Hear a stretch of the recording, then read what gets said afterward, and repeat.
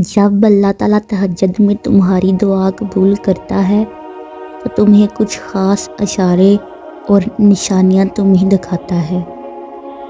سنو، تہجد کی نماز تک پہنچ جاؤ تو سمجھ لینا کہ اللہ نے تمہیں اپنے بہت قریب کر لیا ہے۔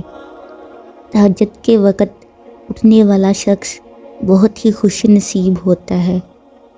جو انسان اپنے بستر کو چھوڑ کر اللہ کی بارگاہ میں حاضر ہوتا ہے، تہجد اللہ پاک کی لاڈلی عبادت ہے، تو سوچو تہجد گزار اللہ کا کتنا لاڈلا ہوگا۔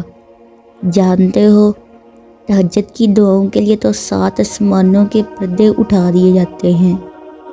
تو پھر اللہ ایسے معجزے کرتا ہے جو نہ کبھی زمین والوں نے دیکھے ہوتے ہیں اور نہ آسمان والوں نے۔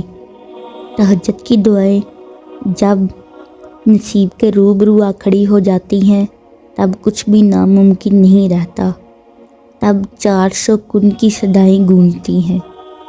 تہجد کا خاموش سجدہ اور زار زار بہتے ہوئے آنسو اللہ کبھی ضائع نہیں کرتا۔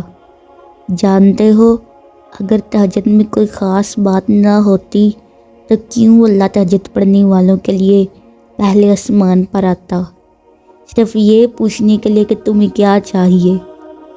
اللہ ان کی دعائیں 7ویں آسمان پر بھی سن سکتا تھا، لیکن پھر بھی ان سے ملاقات کے لیے تشریف لاتا ہے پہلے آسمان پر۔ اللہ تہجد پڑھنے والوں کو بہت خاص رکھتا ہے۔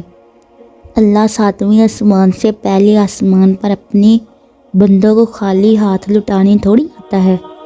پسند قربان کر کے جب روتی ہوئی آنکھیں اللہ کو مناتی ہیں نا تو جواب حقیقت بن جاتے ہیں۔